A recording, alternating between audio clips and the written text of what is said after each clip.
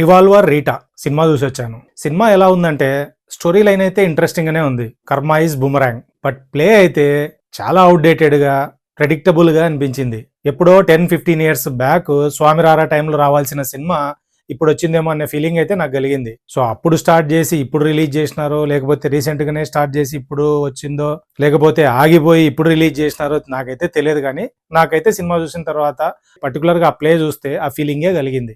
Details లోకి వెళ్లే ముందు hi hello welcome back to బాకా బ్రదర్స్ ఒపీనియన్స్.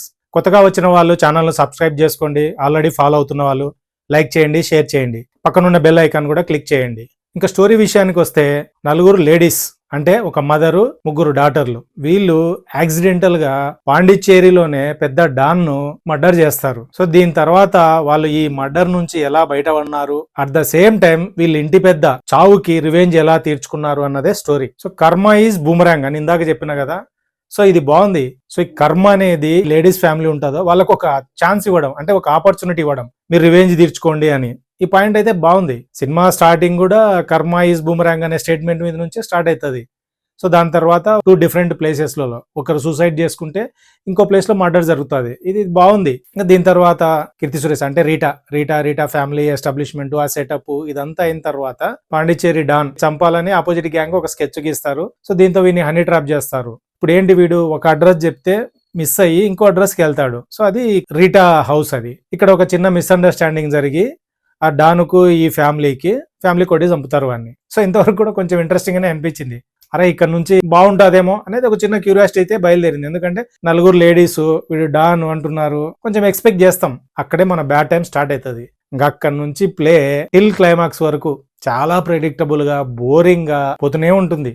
అంటే క్లైమాక్స్ ఒకటి కొంచెం ఇంట్రెస్టింగ్ గా, అది కూడా ఇంట్రెస్టింగ్ అంటే మనం చాలా సినిమాలో చూసినదే, బట్ ఈ సినిమాలో అది కొంచెం ఓకే. అన్ని బిగ్ రివీల్స్ అన్ని ఆడ జరుగుతూ ఉంటాయి. ఓకే అనిపించింది. ఫస్ట్ హైలైట్స్ గురించి మాట్లాడుకున్నాం. కీర్తి సురేష్, రాధికా, శరత్ కుమార్, క్లైమాక్స్. ఇంకా నచ్చని విషయాల గురించి మాట్లాడుకున్నాం. నలుగురు లేడీస్ కలిసి ఒక డాన్ ను యాక్సిడెంటల్ గా చంపేది. సో ఇలాంటి లైన్ కు ప్లే ఎలా ఉంటే మనకి ఇంట్రెస్ట్ వస్తుంది. సో ఈ నలుగురు లేడీస్ ను చూస్తే మనకు అయ్యో పాపం అనే ఫీలింగ్ మనకు రావాలి. అంటే అప్పుడు ఆ క్యారెక్టర్లు చాలా ఇన్నోసెంట్ ఉండాలి. వాళ్ళు చాలా భయంగా అసలు ఈ డెడ్ బాడీని ఏం చేయాలా, ఎలా చేస్తే ఏంటి, ఈ ఆలోచనలన్నీ లేకుండా ఫస్ట్ ఆ భయం ఉండి సిచ్యువేషన్సే వీళ్ళని డ్రైవ్ చేసుకుంటూ వెళ్తే అది మనకి ఇంట్రెస్ట్ ఉంటుంది. అలా కాకుండా సో ఉన్న నలుగురు లేడీస్ లో ముగ్గురు ఇదొక మ్యాటరే కాదు, సో ఇలాంటి మర్డర్లు ఎన్ని చూడలేదు, మనము లెఫ్ట్ హ్యాండ్ తో డీల్ చేయొచ్చు అనేలాగా బిహేవ్ చేస్తే ఎలా ఉంటుంది, ఇంట్రెస్ట్ మొత్తం దొబ్బుతుంది. సో ఇక్కడ కూడా నాకు ఆ సేమ్ ఆ ఫీలింగే కలిగింది.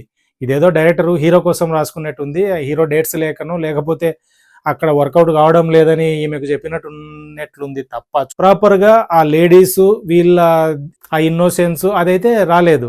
అందుకే నాకు ఆ ప్లే మొత్తం కూడా వర్కౌట్ కాలేదేమనే ఫీలింగ్ వచ్చింది. ఇంకో పెద్ద కామెడీ ఏంటంటే ఇది టోటల్ గా సినిమా మొత్తం పాండిచ్చేరిలో జరుగుతూ ఉంటుంది. సో అక్కడ పాండిచ్చేరి మొత్తం ఒక్కటంటే ఒక సీసీ కెమెరా కూడా ఉండదు. ఇదేంటి కామెడీనో మరి. రీటా లాస్ట్ సిస్టర్ ఉంటది. ఆమె నీట్ ఎగ్జామ్ రాయడానికి ప్రిపేర్ అవుతుంటది. ఇలాంటి ఆమె డెడ్ బాడీస్ గురించి, అవి ఎలా ఉండాలి, ఎలా ఉంటే ఏం జరుగుతుంది, ఎలా చేస్తే ఏమవుతుంది, ఇవన్నీ చాలా నీట్గా చెప్తుంటది. అక్క జర చూసుకొని పోరాదే.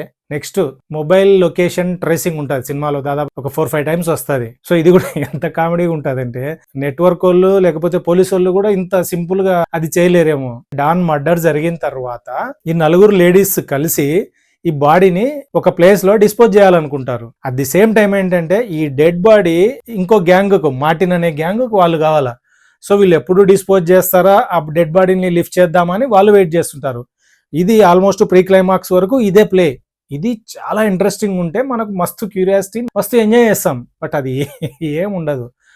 అదే దాంతోనే మనకు చాలా బోరింగ్ అనిపిస్తుంది సినిమా. అంటే అన్నీ మనకు తెలిసిపోతుంటుంది. ఇలా చెప్పుకుంటూ పోతూ ఉంటే చాలానే ఉన్నాయి సినిమాలో. సో ఇప్పటికే నీ వీడియోలు లెంత్ అయినా అని చాలా మంది కింద కామెంట్ రూపంలో చెప్తున్నారు. సో అందుకే దీన్ని ఇంతటితో ముగిద్దాము. ఆర్టిస్టుల గురించి మాట్లాడుకున్నాం. కీర్తి సురేష్ ఫస్ట్ హాఫ్ అంతా ఆల్మోస్ట్ సింగిల్ ఎక్స్ప్రెషనే ఉంటుంది. బట్ సెకండ్ హాఫ్లో కొంచెం ఫైన్. అక్క నీకు ఒక సజెషనా లేకపోతే నా అడ్వైజా ఏదన్నా అనుకో, నువ్వు దయచేసి ఇలాంటి ఫిమేల్ సెంట్రిక్ మూవీస్ అయితే చేయొద్దు. ఎందుకంటే నువ్వు చేసిన 2-3 3 అరాచకమైన సినిమాలే. నీకు స్క్రిప్ట్ సెలక్షన్ రావడం లేదో, లేకపోతే నీకు అలాంటి స్క్రిప్ట్‌లే నీ దగ్గరకొస్తున్నాయో, లేకపోతే నీ దగ్గరకొచ్చిన తర్వాత అలా మారుతున్నాయో నాకైతే అస్సలు తెలియడం లేదు గానీ, ఈ ఫిమేల్ సెంట్రిక్ సినిమాలను వదిలేయక మన స్క్రిప్ట్ సెలక్షన్ అంత బాలేదు. రాధికా శరత్ కుమార్ గారు. అక్కడక్కడ ఫన్ అయితే క్రియేట్ చేస్తది ఆమె. 1, 2 సిట్యుయేషన్‌లయితే బానే ఉన్నాయి. నెక్స్ట్ సునీల్. ఈయన గూడా సినిమా మొత్తం సింగిల్ ఎక్స్‌ప్రెషనే. మామూలుగా సినిమాలో ఫాదర్ చనిపోయిన తర్వాత ఆ ఎక్స్‌ప్రెషన్ ఉన్న ఫైన్ ఉండేది. ఈయన ఫాదర్ చనిపోక ముందు నుంచే ఆ సింగిల్ ఎక్స్‌ప్రెషన్ ఉంటది. అన్న కొంచెం చూసుకోరాదే, ఈ మధ్యన బాగా మొనాటనస్ అయింది. విలన్ అంటే అదే ఎక్స్‌ప్రెషన్ వస్తుంది నీ నుంచి. ఓవరాల్‌గా అయితే ఇది క్రైమ్, కామెడీ, థ్రిల్లర్ అని నేను అనుకుంటున్నా. బట్ దీంట్లో ఆ క్రైము పెద్దగా లేదు, కామెడీ లేదు, థ్రిల్లింగ్ అంతకంటే లేదు. సో ప్రొడ్యూసర్ కంటే డబ్బులు ఎక్కువయ్యి ఇలాంటి సినిమా తీసినాడు. సో మనకంత అవసరం లేదు కదా! ఈ వీకెండు ఫ్యామిలీ మొత్తం కలిసి ఒక ఫ్యామిలీ ప్యాకో, లేకపోతే జుంబో ప్యాకో, చికెన్ బిర్యానో, మటన్ బిర్యానో తెచ్చుకొని మంచిగా హ్యాపీగా తిని ఎంజాయ్ చేయండి. కాదు, కూడదు మేము సినిమాకెళ్తామంటే తర్వాత మీ ఇష్టం. అలా సినిమా చూసొచ్చిన తర్వాత మీకేమనిపించిందో కింద కామెంట్ రూపంలో చెప్పండి. నెక్స్ట్ ఇంకొక ఇంట్రెస్టింగ్ వీడియోతో మళ్ళీ కలుద్దాం. అంతవరకు tata, bye bye, good bye.